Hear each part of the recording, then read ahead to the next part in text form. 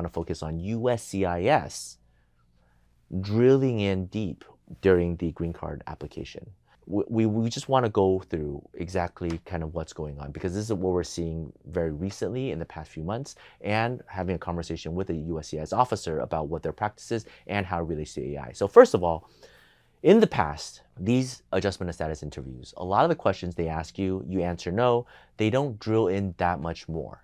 Have you been a part of the Nazi government? No. Have you been a part of a totalitarian regime? No. Have you been a part of a Communist Party? No. That's it, right? You might say, oh, that's too easy. Well, because USCIS always holds and reserves the card of, oh, you lied on that question. A few months later, a few years later, we discover something, you committed a crime. Now we're going to revoke your green card and we're going to deport you. That's how it used to be done, right? Give you the benefit of the doubt based on the questions, and then we could revoke it later if something happens. Now, they're not giving the benefit of the doubt anymore. So one of the first things they do, depending on what country you're from, Iran, North Korea, Russia, prior USSR, Venezuela, Cuba, China. So these countries, and then within these countries, a lot of the key organizations that people might have been part of, there's a full-on list. When the officer is interviewing someone from said country, potentially who have worked for said organizations, immediately jump in and start asking a lot more in-depth questions. AI is able to feed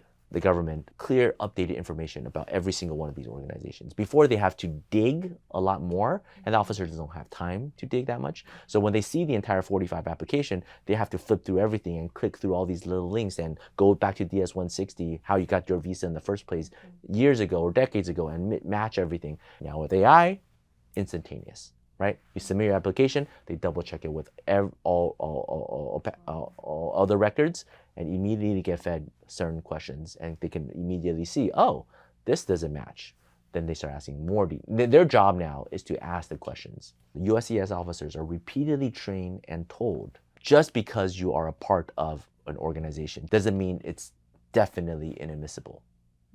But they are charged to ask the questions. Just because you joined involuntarily doesn't mean you are free to go.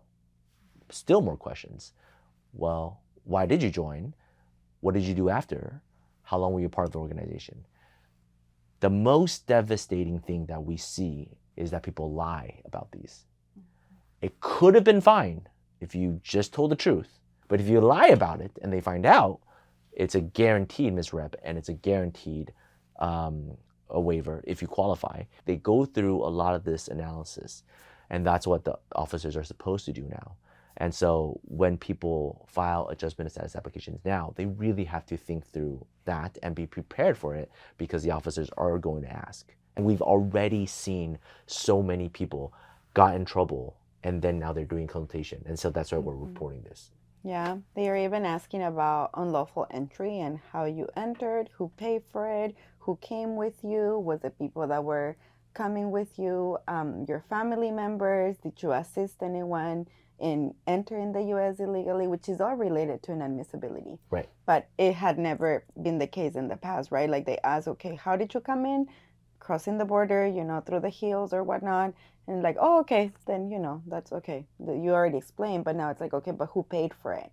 Mm-hmm. And how did you pay for it? Mm-hmm. And did you have your children with you? It's a lot more detailed and in-depth questioning that can potentially trigger inadmissibility and then require a waiver. So not everybody qualifies for a waiver, as we know. So It's a lot harder for people to get green cards. Right. And if you were with a group and you help somebody else that other than your kids, then suddenly that's smuggling. Mm-hmm. Right. Mm-hmm. And they also ask about your unauthorized work. Well, you were unlawful here for several years.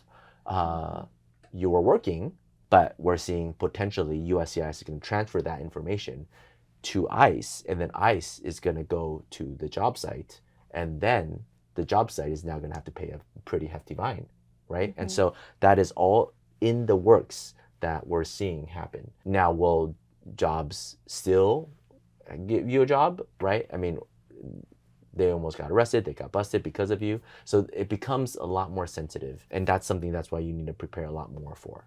Yeah, and then family-based preference petitions, right? Like, for example, Mexico, Philippines, they have to wait 25 years sometimes to be able to adjust, right? Yeah. And then it's a 245I petition, so you can file the application here. But if you worked unlawfully, that may be a problem.